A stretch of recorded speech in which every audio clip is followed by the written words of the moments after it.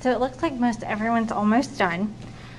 This is not something that's going to be graded. You said the only grade you're going to get is just for participating. This is a way for us to kind of gauge where we are as a class before we start this discussion on animal welfare. So I want everybody to kind of feel free to openly share how you responded. Again, it just kind of lets us know where we are as a class. So farmers and ranchers provide good, humane care to their animals because it's in their economic best interest to do so. True or false? True. Anyone say false? Okay. So we've got mostly true. We had one person that had false there. In the supermarket, do you prefer to buy eggs that are brown? Anybody say brown? From free-range layers? From cage-free layers? Cheapest? Okay, did anyone say they don't want or eat eggs? Anybody? I think that people who don't eat meat are called vegetarians, are anti-agriculture. Anybody circle that? Anti-America, will eventually die from malnutrition. Anybody circle that? Okay. Who decides how animals are raised? Consumers, farmers and ranchers, okay, the state or federal government. Anyone circle that? This is America. No one decides for anyone. Anyone circle that? Okay. Who said nature is cruel, we don't have to be? Anyone know?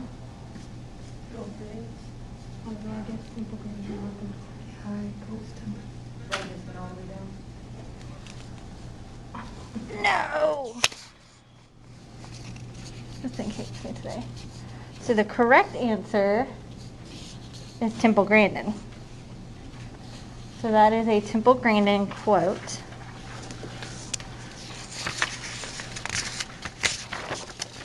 All right. Although, man, y'all, today has been like a Monday for me in so many ways. Okay. Although they may be both, what do you consider horses? How many people said livestock?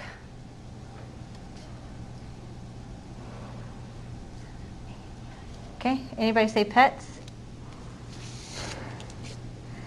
I do kind of wish Stephanie was here. I'd love to hear her opinion on it.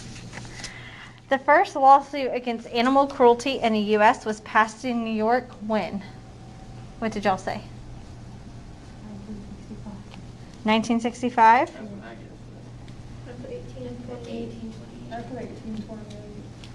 Okay, anybody have the others?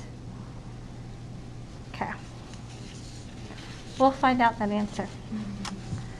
When buying meat, eggs, dairy, or poultry, I would be willing to pay a lot more, a little more, or no more if I could or can be assured animals are raised or cared for in a humane way, slaughtered in a humane manner. Who said a lot more? A little more? Okay. And who said no more? Okay, so the majority of people said no more. I am opposed to keeping blank hogs, pigs in individual cages. Who said that they're opposed to keeping gestating gilts? So sows that are having babies. Anyone opposed to that? Anyone opposed to keeping lactating sows in individual cages? Keeping baby hogs or pigs in individual cages? Any hogs or pigs? Okay. Who said I'm not opposed to keeping pigs in cages? Okay. Declawing cats. Y'all probably didn't expect this to show up. Is relatively painless to cats. Who said that? Is cruel and should be outlawed. Okay. Is cruel and should be discouraged.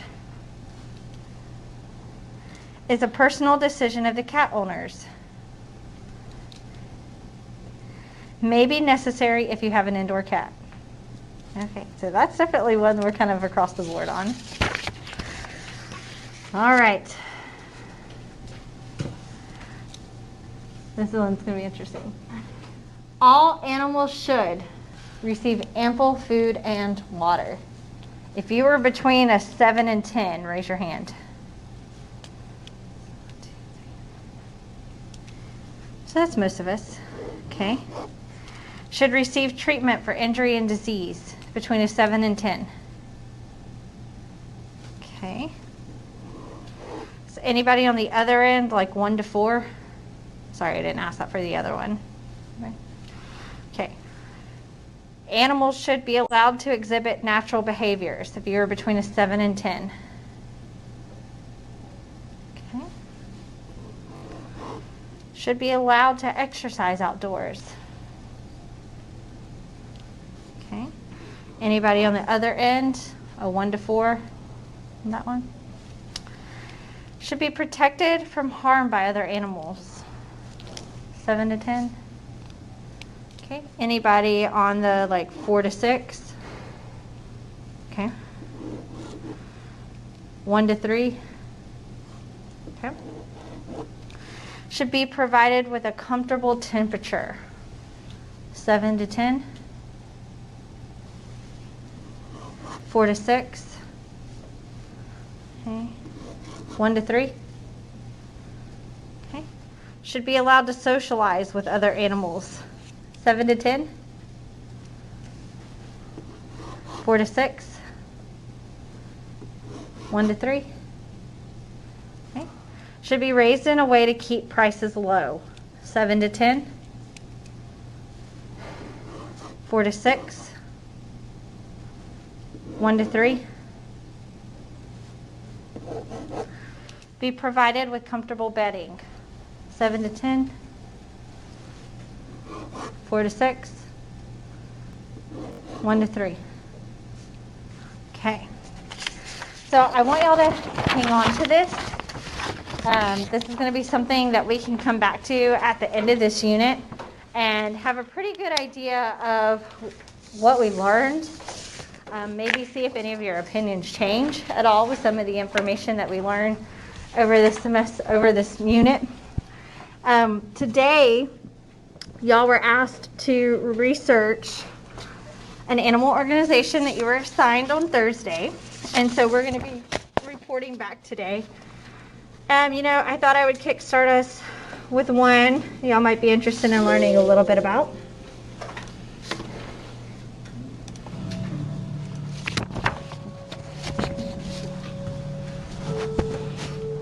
Hi, welcome to Big Cat Rescue. I'm Howard Ness, and I handle a lot of suspicious matters. And how about you come take a walk with us around the sanctuary?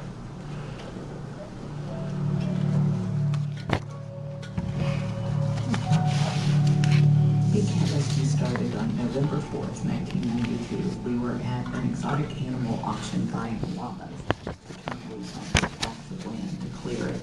And this guy comes in with a bobcat who is just terrified. And I had done bobcat rehab and release since I was 17 years old. I had never seen anybody try to make a bobcat into a pet.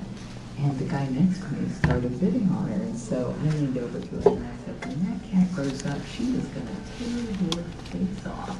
And he said, I'm a taxidermist. I'm just going to club her in the head in the parking lot and make a den decoration out of her.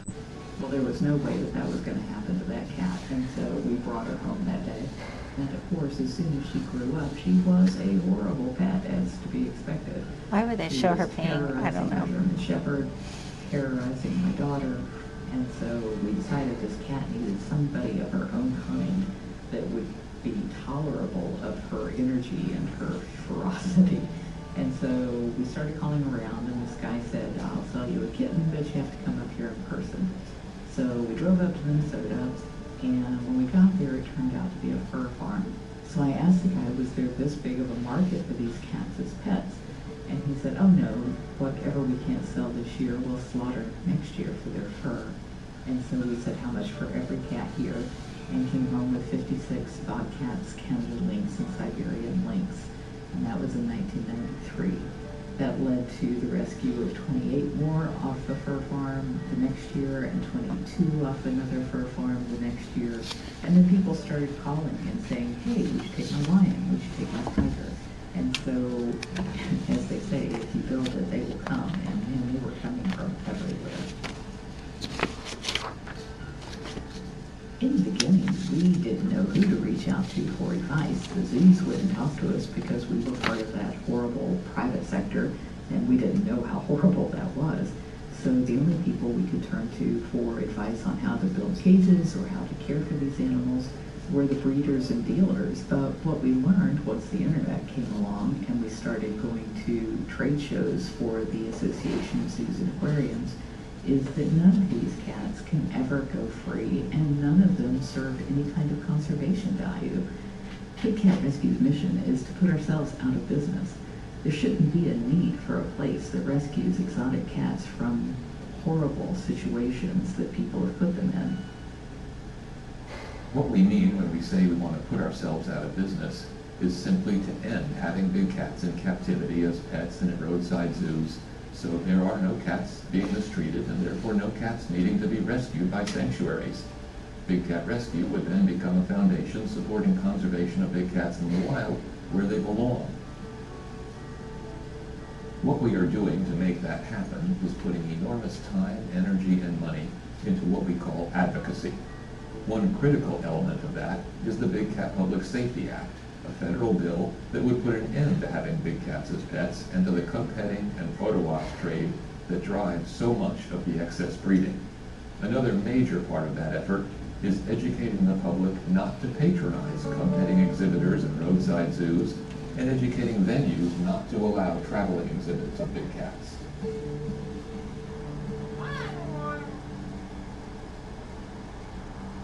Thank you for visiting the sanctuary with us today and learning about what we do. To learn more about ways that you can help, go to our website at bigcatrescue.org.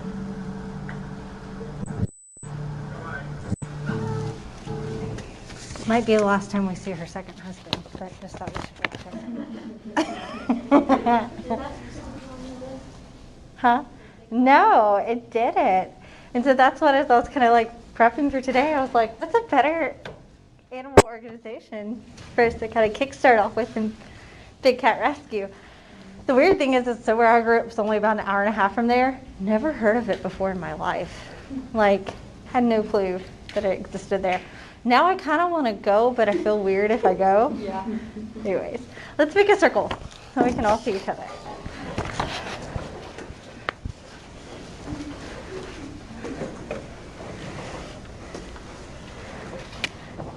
And if we want to call Stephanie if she wants to, we can prop her up over here.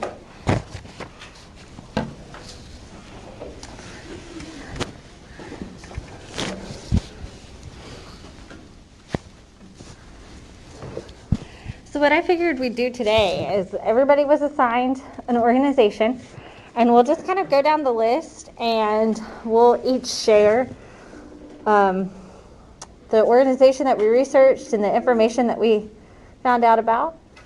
Hi, Stephanie. Hi. You're kind of looking at the ceiling. I'm sorry. That's okay. So Stephanie, can you hear me okay? Yeah. Okay. So we are going to start sharing, and when it's your turn, I'll call on you to share about your organization. Okay. All right. So we'll just get started with the first one, Winslow Farms. Kieran, take it away. Okay. How much do you want me to share? What you got? So you've got 5 minutes or so. Okay, so Winslow Farm Animal Sanctuary was established in 1996 and it's headquartered in Massachusetts.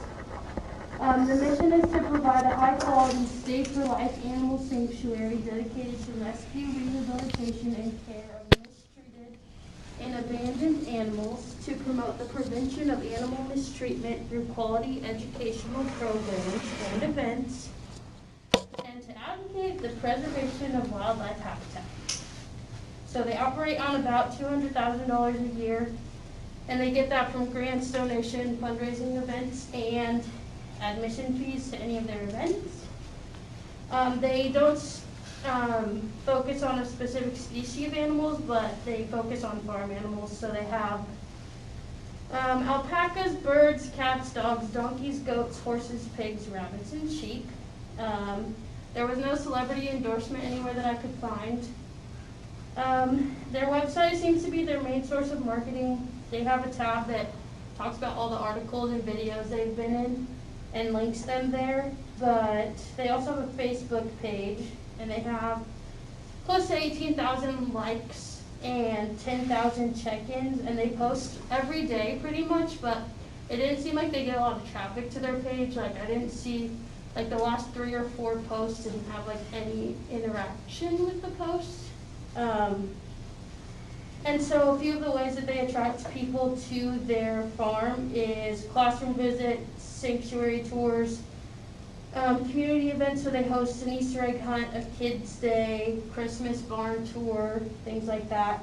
And then they also have nature walks, and it homes around 200 animals at a time.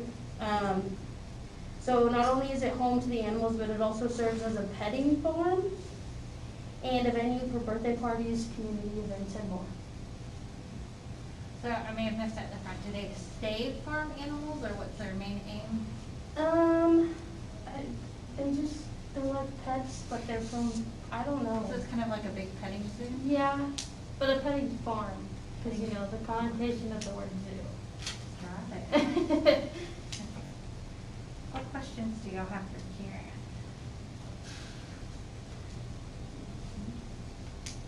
I think it's interesting that their budget's only $200,000.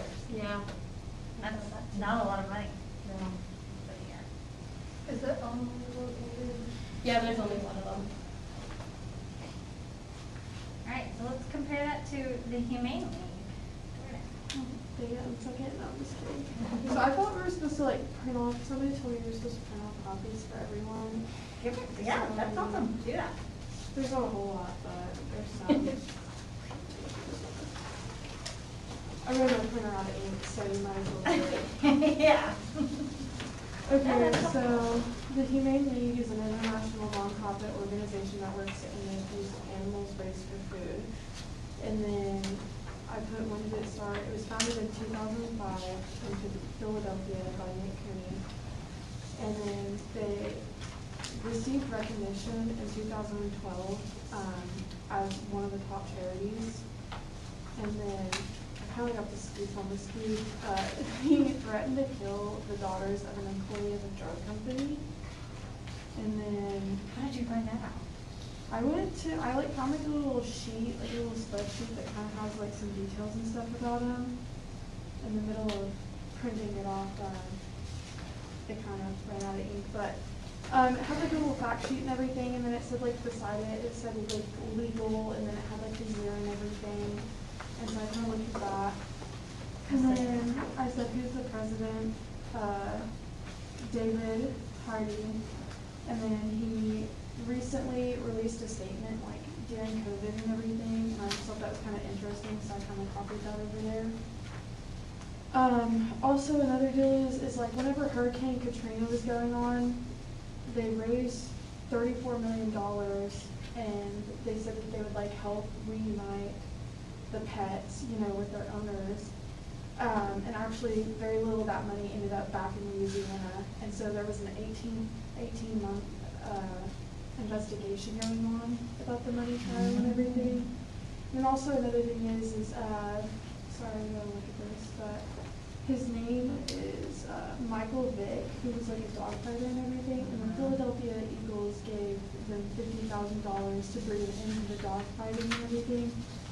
And they got with him while he was in prison and everything, and he said that he wanted to end dog fighting for like teenagers and stuff like that.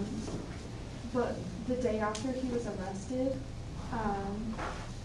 they released a fundraising campaign after Vick's arrest to care for the dog seized in Michael Vick's case. And then they ended up, you know, speaking with Mike and everything and doing like that. So Michael Vick kind of became their celebrity endorsement while he was in jail. That's interesting.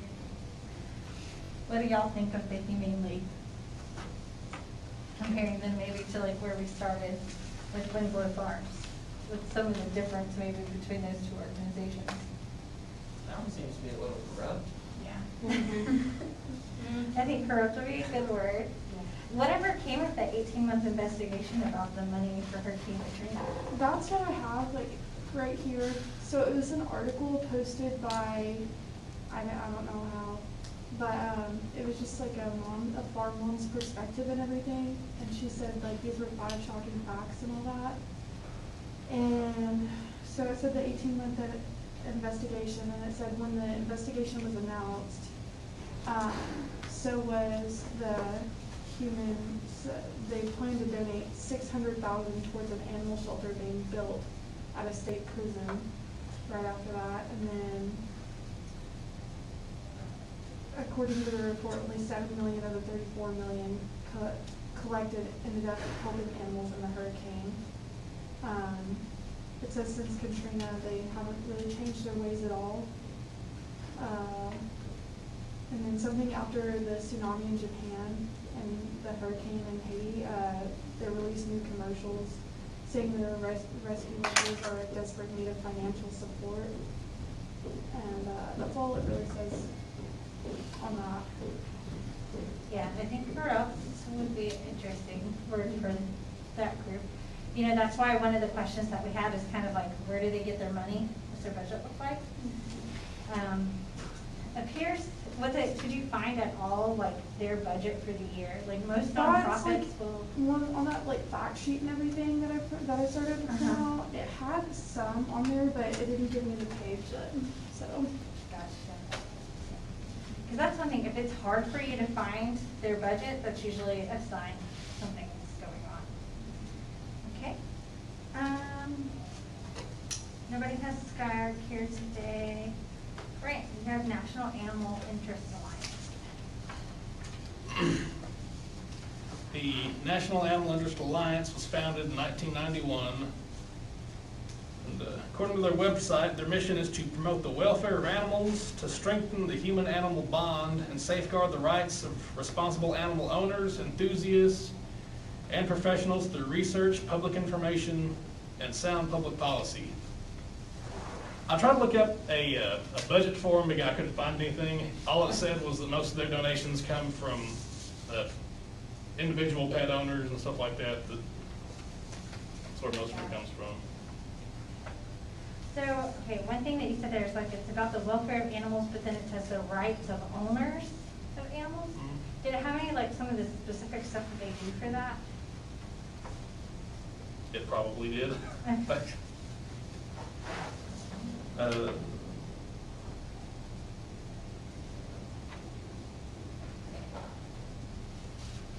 I tried to find celebrity endorsements for it, and couldn't find anything about that. But it did say that the NAIA and the IAMS Dog Food Corporation are both firm supporters of one another. Oh, interesting. Okay.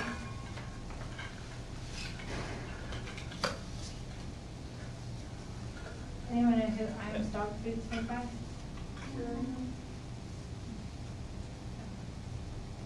And as far as social media presence, I looked on their website, and then I got on Facebook and looked it up, and they had like 83,000 followers, but every post I looked at didn't get more than 5 likes or anything like that. So nobody's really engaged, cares about it. Isn't that interesting to look at? Like there are some pages that are just, you know, that's a whole AGLE thing about involvement on social media. But what kind of stuff did they post? Did you look? Nothing.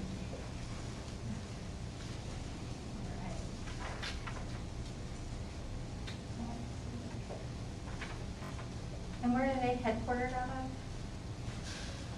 of? I couldn't tell you. Couldn't say, right. All right, let's go to Bailey with the Humane Farm Animal Care.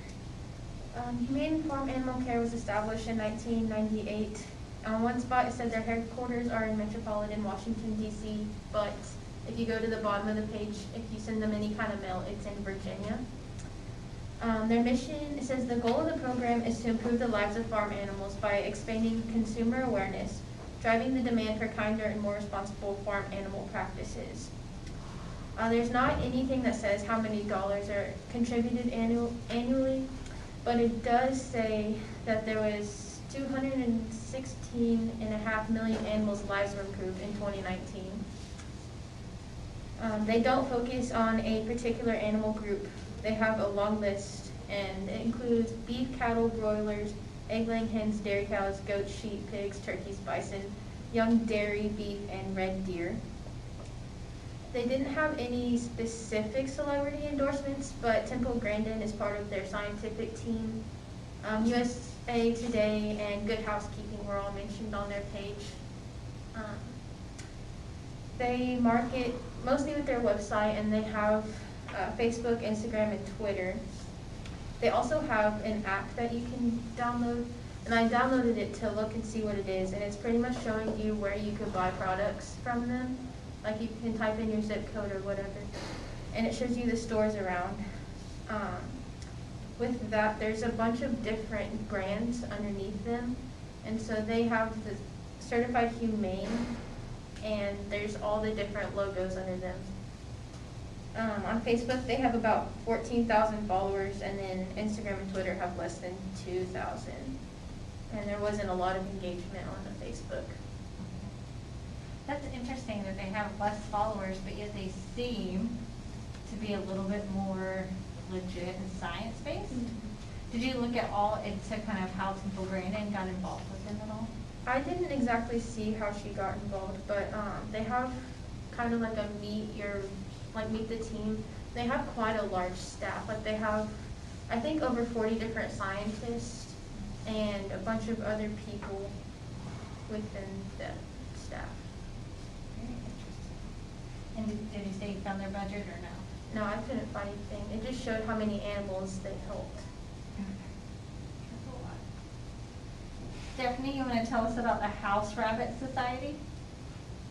Yeah. So they were founded in 1988, and I read a little story about it. It was like 7 people were just sitting at like their kitchen table in California, and the headquarters are in Richmond, California. For their mission, I found their values. That was on their website, and it says the House Rabbit Society believes that all rabbits are valuable as individuals, regardless of breed, purity, temperament, state of health, or relationship to humans. The welfare of all rabbits is our primary consideration. In line with our mission, we are against the exploitation of rabbits. And I couldn't find their annual contributions in dollars, but I read on their website that they don't receive government funding or accept advertising dollars. And I saw that they do a lot of fundraising on their Facebook, and you can sign up to be a member and donate to them or shop in their store online, and that helps with their organization too. But I didn't see how much they make or anything. And they only focus on rabbits, and I'm not really sure about celebrity endorsements, but when I searched it, Amy Sedaris came up, and so I kind of think that she has a rabbit from the House Rabbit Society, but it wasn't 100% clear that it was an endorsement. They do a lot of marketing on social media, and they have House Rabbit Society educators who educate people on how to care for their rabbits, rabbit behavior training, and more. And they have House Rabbit Society educator conferences, and they had one in 2014, 2017, and they're supposed to have one again this year. And then for their social media, they have a Facebook, Twitter, Instagram, Pinterest, and YouTube channel. So yeah. So what, did they identify kind of what their big issues are with people who have rabbits?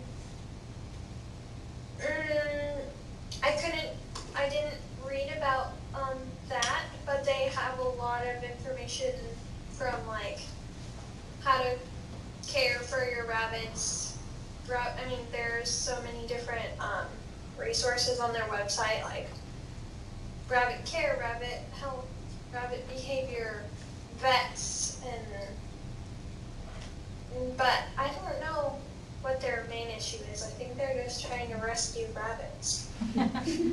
I probably could have read their website in 4-H when I was a kid. I killed 2 rabbits. Like I was sitting here thinking, it's probably me that they're directed at. Any of y'all ever have rabbits growing up?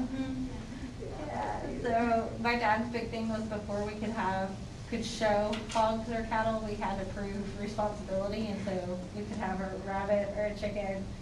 The first rabbit I got, my sister's cat got it because I left the door open.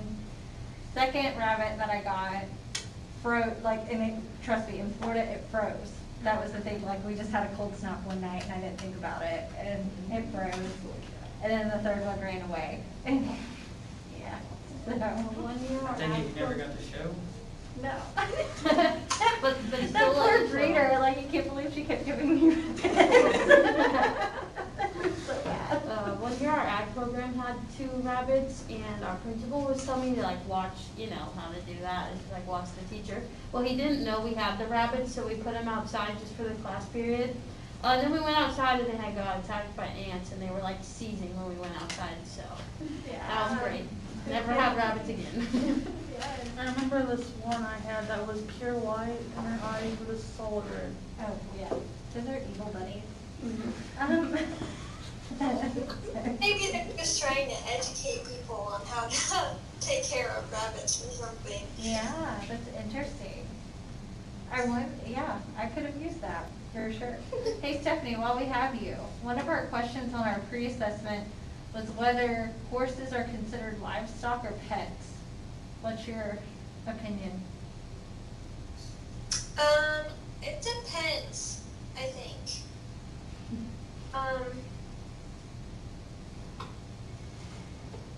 It depends on how you take care of them and how you treat them, in my opinion. Okay. What do you Like, think some most people have horses for? Might have them grazing a pasture just like a cow, but some people spend a lot of money to like take care of them like a pet.